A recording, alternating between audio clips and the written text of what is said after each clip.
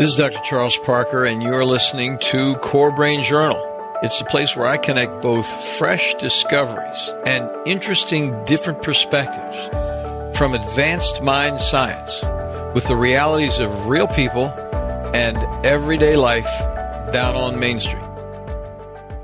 Well, welcome aboard, folks. Dr. Charles Parker here one more time. We have a guest that has been here before with us who's talked about her second book. The second book that she wrote is When Food is Comfort, Nurture Yourself Mindfully.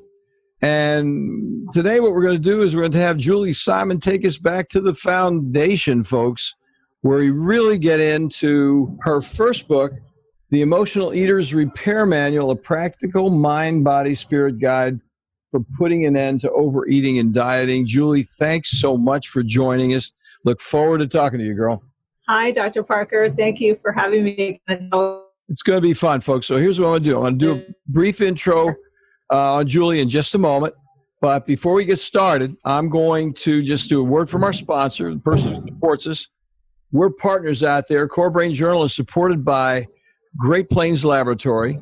They're deep international biomedical testing leaders for improved, targeted mind science details. You know how we love the details here. As both laboratory and webinar global thought leaders, they train the world. They provide the most comprehensive set of hard data measurement tools for real biomedical answers beyond guesswork. We use them all the time at Core Psych, and we just think they're great. They get the material back, and it's readable and translatable for patients. They also provide multiple training webinars for both the public and, importantly, medical providers on how to use that data effectively. Check out their website for references and testing details and more material on the webinars. And notice this, you can go over there and register for a complimentary test drawing, one of their internationally esteemed tests from, it could be organic acid testing, the oats, it could be IgG testing. They have, every week they're putting up a new test over at this site right here, and you can go register for it. GreatPlainsLaboratory.com, all one word, /CBJ for CoreBrain Journal. So it sounds like fun. So let's get on this interesting conversation with Julie. Now, let's go back to where we started. Julie is the author of, and we talked about When Food is Comfort, Nurture Yourself Mindfully. Now, her previous interview with us here at CoreBrain Journal will be there in the show notes on this particular show. The one we're talking about here is The Emotional Eater's Repair Manual. And really what's going on with this, you're going to talk to us in great detail about mind, body, spirit, and how that works with actually recovering and beginning the recovery process, and really then working the recovery process with overeating. And I was talking to her before we started. Actually, as I'm preparing to interview her, I was thinking about how relevant this conversation is going to be for you wherever you are. It is really a way to start thinking about whatever your problem is. This is a mindful way to rethink and get squared away. Indeed, start the rewiring process on your brain. So Julie is a licensed psychotherapist and life coach with 27 plus years of experience helping overeaters and imbalanced eaters stop their regular dieting, heal their relationships with themselves, and heal the relationships with their bodies as well, lose weight, and keep it off. She's a lifelong fitness enthusiast. She has also been a certified personal trainer with over 25 years of experience designing exercise modules and nutrition programs for various populations at every walk of life. Julie Simon is also the founder and director of the popular Los Angeles-based 12-week emotional eating recovery program, which offers an alternative to dieting by addressing the mind, body, spirit imbalances underlying overeating. That's what we're going to be talking about tonight. Her professional experience and with her personal journey through childhood trauma, weight challenges, and body, brain, and spiritual imbalances. She's been there herself, led to the creation of this 12-week program, which she has been running. Get this, folks. We said it before. Say it again. She's been running this program for 25 years. Do you think she's had a couple of interesting experiences? Let's hear about it. So for more information, you can visit her online at overeatingrecovery.com. More about that later. So, Julie, let's get started with this foundational book, if we could. because I think what I was thinking about as I was preparing to discuss this with you, there are so many practical points. And I think we should sort of start at the beginning. Just a brief narrative, if you will, about how you got into it, what your background was. But I think the real deal for us in this time we have together is, how does it work? What can they get from this book? What can they get from this program? So let's start with your narrative about how you got into it a little bit. Well, I think, just quickly before I go into my story, I want to say that overeating may seem like a simple act, but in fact, it's actually a complex behavior. And its resolution requires a comprehensive, multidimensional approach. And so my journey is really what helped me understand how complex the behavior was, because I struggled with my weight when I was in my late teens and 20s. And just like everyone else at that time, I just started going on a diet and counting calories and carbohydrates and fat grams and weighing and measuring my body and weighing and measuring my food and over exercising. And it just seemed crazy to me. It didn't seem intuitive at the time, that this is how some people had to manage their weight, with these intensive regimens. And in fact, I noticed what would happen is that I would be lowering my calories and my body would plateau. And I was anyway. And people I would talk to would say, you must be cheating. And I'd say, I'm not cheating. And they'd say, well, then cut the calories lower or exercise more. And I always knew there was something so wrong with the equation. And ultimately, it was leading to binge eating for me, because I was constantly restricting myself, and constantly restricting yourself often leads, to this swinging the pendulum the other way and binging. And so very early in my life, late teens, early 20s, I was on a quest to figure out what is going on with this overeating, weight gain, dieting, this whole situation. What causes it? What are the basic causes of it? How do we resolve it? Why is it that our ancestors didn't have this problem? Why is it that animals in the wild don't have this problem? Why is it other cultures don't seem to have this problem like America? So I was on a quest, and over time I pulled together all the pieces of the overeating, weight gain, dieting puzzle. And then I knew that I really wanted to teach others the pieces of the puzzle. Well, thank you for that great introduction, because that's really what we're about here at CoreBrain Journal, to tell you the truth. I mean, you knew that already, but I think it's really important for our listeners to be reminded of the fact that this very theme of complexity and really details is really the theme of what we've been talking about. That's why it's so interesting to talk to Julie, because even as she was talking about the dieting experience, what was going on for you back when you were 20 years old or whatever is what's going on so much in the country today. And it goes on in psychiatry with psychiatric medications. It goes on with, it's a robotic approach. We're going to do the robotic thing. We're just going to keep repeating it until, with addiction medicine, you see this happen all the time, recovery. And they just keep saying the same aphorisms over and over again. They don't want to go and look at the complexity of the human being, because it's like, just get the aphorisms. It works if you work it. And you've heard that many, many times. But I think what's really cool and what we're going to be talking about tonight is the complexity. And it really, in a way, isn't that complicated if you just take a different dimensional look at it. All you have to do is get out of the robotic box that you're living in, get out of lockstep, bump, bump, bump, marching in the parade, and figure out what the entire circumstance and the context is of it not working. So that's what we're talking about. Thanks, Julie. I appreciate it. So then tell us a little bit about yourself. And I think that interesting intro that you had before, because you had some serious problems yourself coming into it that you then had to really come back and look more carefully at as part of your recovery process, instead of, I'm a young woman, I got a weight problem, I've got an eating problem, and I just got to keep putting one foot in front of you. You said, hey, I got to go deeper than this. Yes, I did. I felt that I had to go deeper. And I intuitively felt that there were some psychological issues that I needed to address. At that point in time, I didn't really understand all the body imbalance that was going on, because, and this is how I break down the first book, The Emotional Eater's Repair Manual, is we talk about when you might be missing. The part 2 is when overeating is driven by body imbalance, because not all overeating is based on emotion, by spiritual imbalance. And so what I first started with a long time ago, because I didn't know really much about any of this, I just knew that something was going on. I went to a therapist and I said, I think that I'm fat, but I know that I'm not. And I have this awful relationship with food and my body, and I need some help. And I actually didn't get very much help from that particular therapist. I don't think she was very good. She was very dismissive. She said, well, you're not fat, so don't worry about it. And I said, but there's something deeper going on. I ultimately found another therapist. And the funny thing about the therapist that really helped me was that she was significantly overweight.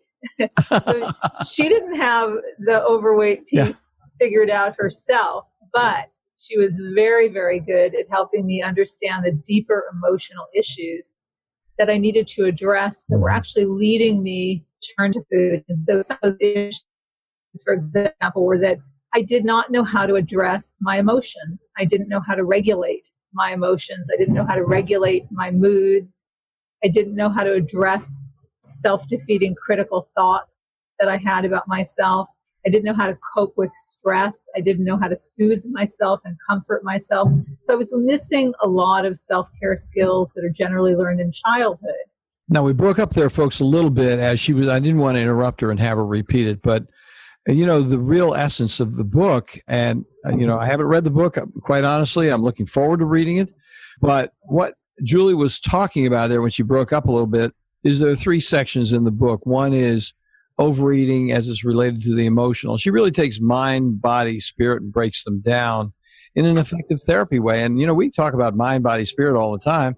But what's I think is really cool about what she's doing here, she says, let's get a utilitarian view of this and put it into an application as opposed to just saying mind, body, spirit, mind, body, spirit, mind, body, spirit. Let's really look at what it does.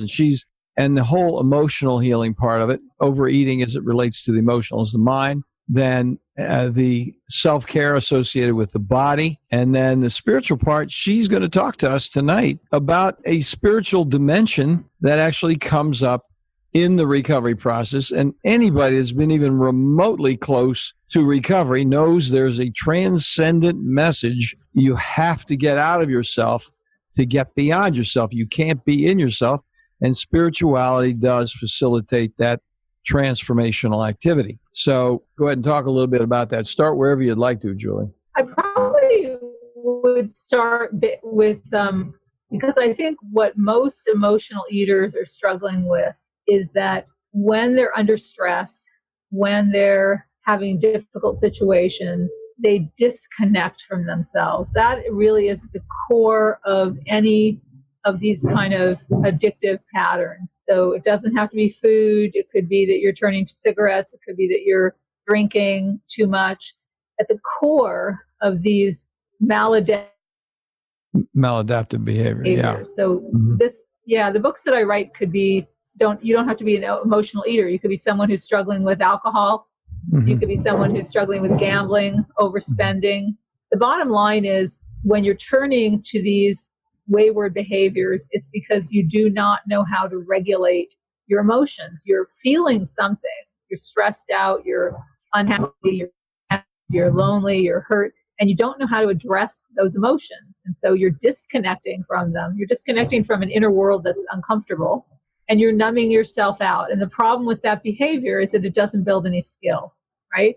And it never resolves the problem. And the behaviors lead to health challenges. And then you're down the wrong path. Ouch. Then you're down the wrong path. So you need to learn skills. And that's what my books and that's what my 12-week program is all about, teaching you the missing skills. Well, let's break these down a little bit while we're here. And I think one of the things to do, as you were just talking to me even before we got started, a little bit about identifying some of the key emotional variables that are directly related with any addiction, but in this case, overeating. How can a person identify some of those kinds of things like, oh, that's what that is? Well, I think, and that's what I break down in the book. I think I have very simple little skills in the book for people to start working with. One little skill is called an inner conversation. So anytime you want to eat and you're not hungry, or you want to overeat, you want to eat beyond full, okay? Or you find that you want to select unhealthy comfort foods more often than you would really prefer, just stop, take a pause, right? Pull away from the food. and ask yourself what is going on inside. And if you don't know, if you say, there's just a storm of stuff going on inside, I don't know what I'm feeling and I don't want to feel it, that's the crux of the problem right there. So we need to take a little patience with ourselves, take a 10-minute pause, take a piece of paper, and see if you can get in touch with what you actually are feeling. Now, research shows that just the act of writing down what you're feeling is already going to regulate your nervous system. It's already going to help you stop this behavior. And this is all about what I teach is skills, very basic, struggling and it's not working. It's just because you're not practicing. You have to practice the skills. If you want to learn the guitar, you want to get good at the guitar, you've got to practice. If you want to learn to speak Spanish, you've got to practice. If you want to learn how to read your inner world and regulate your emotions and your behaviors, your impulsive behaviors like overeating, you've got to practice new skills. And one of the big ones, as you just said, is the identification skill. What is going on here? What is happening? I just noticed I've had this urge. And previously what I've done is I've just gone right through it and gone ahead and packed it in.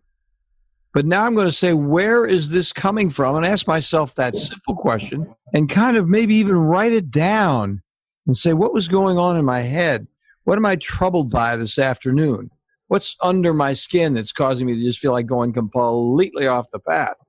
And, by doing that, you're going to find out other things. Like, for example, sometimes people will say, I was at work and I was grabbing the chips and I know that I wasn't hungry at all. And I was very angry at a client that I had just seen, or I was angry at a coworker, right? So sometimes there is no hunger there. It's not biochemical. It really is something emotional. And you need to learn how to deal with those situations without turning to substances, right? Other times you're going to identify, let's say it's after dinner and you start to notice that almost every evening after dinner you have intense sugar craving, okay? Mm-hmm. Now that may have no emotional component to it. It might be that your life feels empty and you want more excitement, but it also might be that your eating is imbalanced and that perhaps maybe you're not getting enough carbohydrate, maybe you're not having enough simple in your diet for your particular chemistry. And so your body's kicking up sugar cravings every night. That doesn't mean we have to eat ice cream. It might mean we just need a dish of blueberries. But when we learn how to read our signals, our body signals, our mind signals like emotions and thoughts, we can get much better at taking care of these phenomenal machines that we've been given. So true. I was thinking about that whole thing because so often a person, and we do this all as human beings, and thank goodness you took the time to really investigate yourself and think about codifying this and putting it into some kind of order. But I think all of us who have perhaps not been in therapy, like, you can't get into psychoanalytic training without doing psychoanalysis. It doesn't happen. And when you actually get into self-reflection and you start taking a deeper look at what's going on, at first, it's intimidating because you think this is way over my head. I can't make any sense out of this whatsoever. But the biggest key, and you said it a couple times here, is just hooking your mind up with what has really happened. If you just start with reality, what has happened in the last 10 minutes? What's happened in the last half hour? What's happened today that's different than yesterday? And just hooking that piece of reality up and saying to yourself, yeah, darn it, I am having a reaction to that. And that is relevant to a very serious, I don't care, whatever, I'm mad, I'm sad, I'm unhappy, I'm empty, whatever. That emotional reaction is feeding a situation. Exactly. And then you can kind of learn when you take note of that, when you notice that you're having this reaction, you might also notice that you just don't know how to calm yourself down. That, go from 0 to 10 in terms of anger, in half a second flat, and then you have no skill for relaxing yourself, calming yourself down. Maybe you don't have any skill for reflecting on the situation and seeing your part in it. So, there are lots of skills that we're going to want to learn in terms of regulating our moods. And that's what, this book is about. And another example would be, when you're having negative self-defeating thoughts. You're having critical, judgmental thoughts. If you let those just flow and keep going, there's a good chance that you'll end up in the ice cream carton, at the end of that. You just got to feel so bad. It's an ice cream Band-Aid. Absolutely. You've hammered yourself and you banged yourself, your metaphoric thumb with a hammer repeatedly. You might as well take some kind of salve, and ice cream is the salve.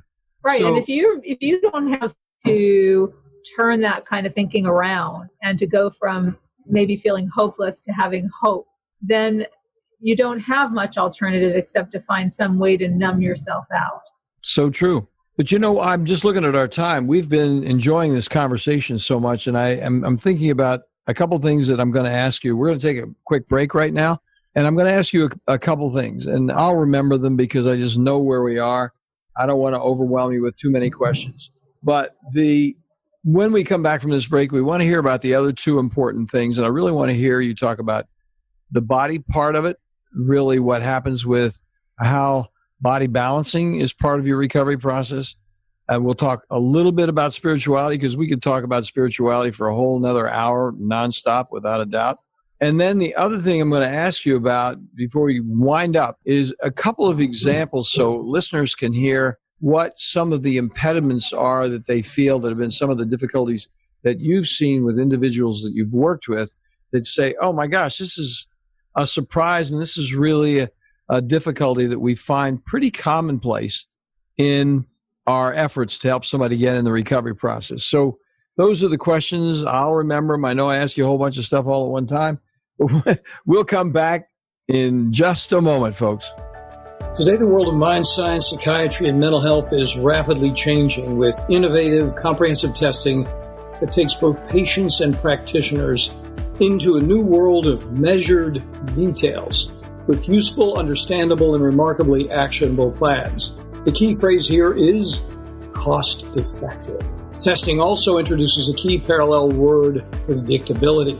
Psychiatric treatment failure, especially after multiple medications and or brief hospitalizations, arises directly from the complexity of measurable brain-body imbalances and impediments that explicitly interfere with medical outcomes and create costly difficulties with inadequately informed supplement and medication trials over time.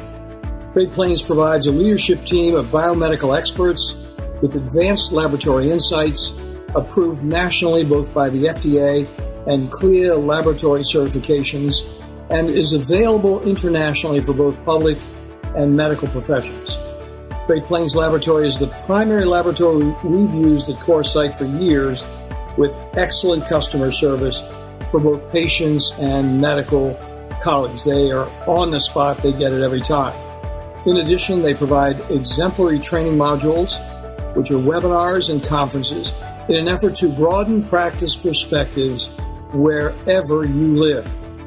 Do follow up on one of these complimentary test offers today at http://greatplainslaboratory.com/CBJ. Yeah, that's CoreBrain Journal CBJ. Well, Julie, I'm sorry to ask you so many questions at one time. Here we are back again, folks, and we want to start with the other two subsections, and really her book is comprehensive, so we're not going to be able to cover the whole book, but I think if we could just get a couple hints about the body markers, because we see so much in our practice with body markers that are realistic, that interfere with the recovery process. And maybe a couple of remarks about spirituality and transcendence. And then the other thing I do want to ask you about are impediments on the road. If you just have a couple ideas about impediments that have happened. So let's start with key markers, that really things you've seen that are important that people just don't get that are body markers. When people come to see me, often, they'll say, oh, I'm sure I'm an emotional eater, and, I have all these issues and challenges. And I often say to them, well, I want to kind of do a very thorough intake and talk about other things even besides emotion, like how your body's functioning. So when I'm doing that, I'm looking at whether the person has any hormonal imbalances, okay, because hormonal imbalances can lead to overeating, they can lead to fatigue, exhaustion, overeating.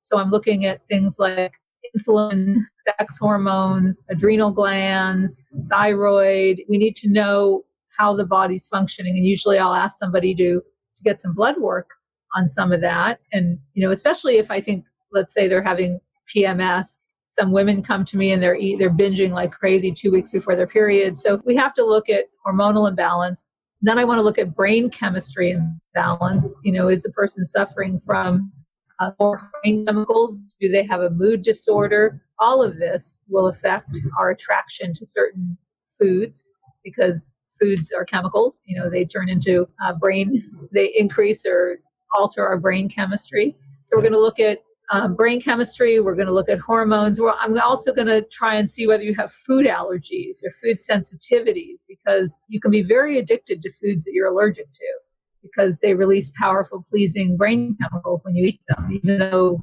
think of allergy, we think of rashes and hives. I mean, sometimes foods we eat give us a feel good, and that's an allergic reaction. So we're going to look at allergies and sensitivities. I also want to know about how much you're moving your body, because exercise is critical. And it doesn't mean you have to be at the gym lifting heavy weights or you have to run marathons, but we were built to move. And so if you're sedentary all the time, that's going to be a problem. And then the last area, body balance, is that I want to know if you're getting restorative sleep. I want to know if you're sleeping to satiation. So our bodies were designed to eat to satiation. I also want to, I left off, I also want to know what you're eating. I want to know what your nutrition is. Are you eating a basic thing? Yeah, I forgot. No. I want to know if you're eating nutrient-dense food, right. And are you eating a lot of fiber? Because our body signals are wired to turn on and turn off hunger cues, turn off our appetite when we eat a high volume of fibrous food. That's how the body works. So we're wired to eat to satiation. We're wired to eat a lot of volume of high fiber food, eat to satiation. We're wired to sleep to satiation. So I'm going to want to find out, are you eating to satiation of the right kind of foods? Are you getting good restorative sleep every night? So that's the gamut on body balance. Well, and I just interrupt for a second and say, folks, when you think about it, emotional resources are ones that get skipped over pretty easily because people do deny the significance of their emotional life. That happens all the time. It's a typical guy thing. Hey, I can handle it. Women do the same thing. I can handle it. And they deny the significance and the destructive significance of emotional reactions. And really, one of the reasons they do is they don't know what to do with them. So Julie's talking about that. The thing is reassuring about the body parts. Everything that she was talking about there, almost every single piece of that complexity. And remember, we're talking about complexity, not robotic responses. That complexity is all measurable. She said, get the lab testing. Find out if you have any allergies. Get the IgG testing. Milk is the big one. And there's plenty of scientific evidence that milk itself can be addictive. It has an actual opiate relationship. We got a number of articles on that over at CorePsych over the years, and there are plenty of authorities. And you take Alessio Faisano at Harvard, who does the celiac research team at Harvard. Gluten can throw your mind off completely. And, of course, gluten is tied up very frequently with carbohydrates. So all those are measurable is the key point. So I just want to throw that in real quickly because you were saying that. And I think when listeners are thinking about that, well, how do you measure it? Well, we have a number of places where people could measure it. They want to go to corepsych.com/tests.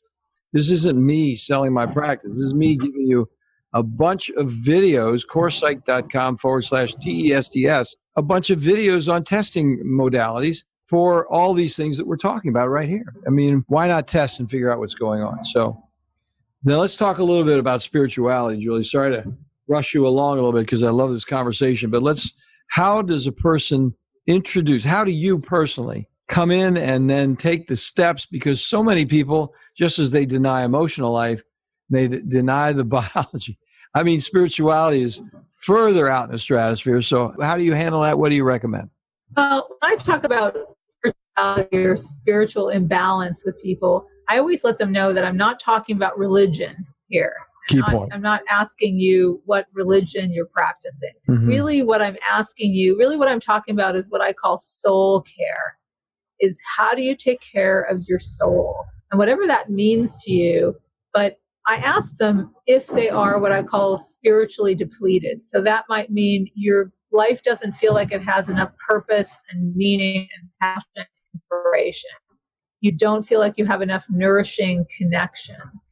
You don't know how to quiet your mind. Perhaps you don't feel a connection to a higher sense of yourself, a wise, kind, loving part of yourself. Maybe you'd like to have a connection to something greater than yourself, where that is some kind of a transcendent experience. So we talk about different things that you can do. The first skill that I practice, soul care practice that I teach in the book, is quieting your mind, learning how to pull away from this busy, hectic, modern world that we're in, and learning how to get quiet. Because in terms of spiritual replenishment and spiritual fulfillment, the first step is we've got to clear out some of the clutter. So we've got to get the monkey mind quiet. We have to learn how to quiet our mind a little bit. The second skill is called practicing letting go. I ask people to look at attachments they have in their lives to things that are not working for them. So attachments that create imbalance. That could be an attachment to money. It could be an attachment to an unhealthy relationship. It could be an attachment to your ego and having lots of attention and fame. It could be an attachment to being codependent, caretaking people, attachment to judging everyone and gossiping all the time. What are you attached to? What attachments do you have that don't serve you, right? And people will I have lists in the book of different areas, things that you might be attached to. And people know their areas of imbalance. I mean, people say, oh yeah, that's one. You know, they'll check them off the list. And we learn how to begin to address those attachments, because it's all about control. You know, we're attached to these things because we're trying too hard to control our lives. And that imbalances us further. So we take a look at that. We take a look at how to bring more purpose and passion and meaning into our lives.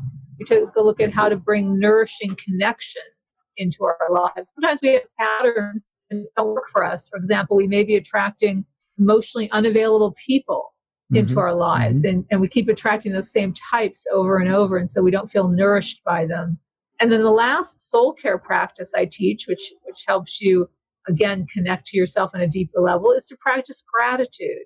And I teach people different ways to practice gratitude daily, because it really connects you first to your own heart and then to everything else and everyone else. Yeah, one of the things they always said in recovery is you got to have an attitude of gratitude. And if you don't have the attitude of gratitude, you're not working the program. The program. The other thing that was occurring to me while you were saying it, just from a kind of, if you'll forgive me, psychiatric mental health point of view, is the relative addiction that comes from not knowing who you are as a person and chasing your identity with these other modalities, people, places, and things. So if I have that car, I will be whole. If I have that job and I can just retain that job, or if I can just get a corner office, then I will be okay, you know. And all these things are metaphoric representations of really not knowing who you are. And really, we see that happen so often in individuals on the worst case scenario who are narcissistic. They're completely disconnected and they don't care what they do because they're demanding certain gratifications from the world. And they really don't care who they chew up and spit out because they are so doggone empty. They're going to chew you up and spit you out because you are a powerful person to them in some way. And if they can annihilate you, it does make them feel better because they have bested you. They've used you. They've taken advantage of you. That makes them feel more whole because they don't feel whole in the first place. And they tend to be much more destructive about it. Those of us who are not so narcissistically inclined do find other levels of gratification in jobs and various things, the house, but as Julie was saying, and try to put those big Band-Aids on us.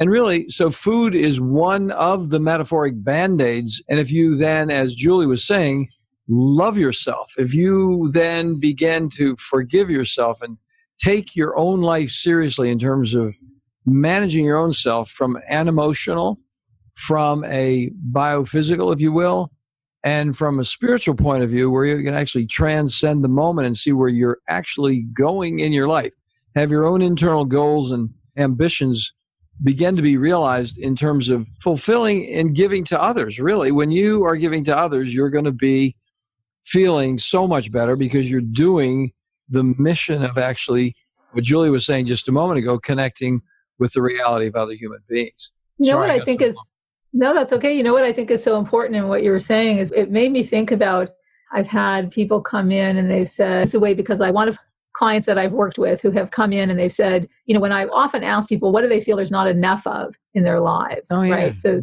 they're trying to fill something up with food. And so people will say, and this is to your point that you just made, well, I want to find a partner, okay? And then after they find the partner, then they say, well, I want to get married. If we would just get married, things would be great. Then I would be happy. Okay, then they have the kid. Well, if we had a bigger house, I think I'd be happier if we had the bigger house.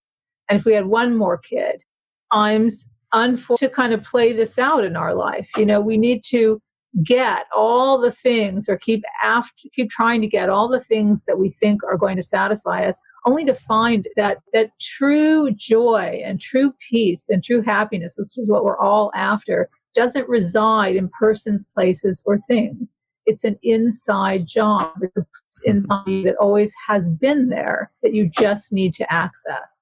And so sometimes we have to go down the road thinking, yeah, well, but I'm going to get that boyfriend. I'm going to get married. I'm going to have the kid. I'm going to that, only to find out that doesn't fill any of that up. Yeah, it's sort of like some that. Of us can get to that wisdom sooner. I think pain drives you in that direction. Basically, what's the pain? The pain is I'm gaining weight. The pain is this is not working in the satisfying way that I thought it would because I was looking to that other person to make me feel whole. And now I realize that person can't. I've got to do something else with myself. There's pain in that recognition.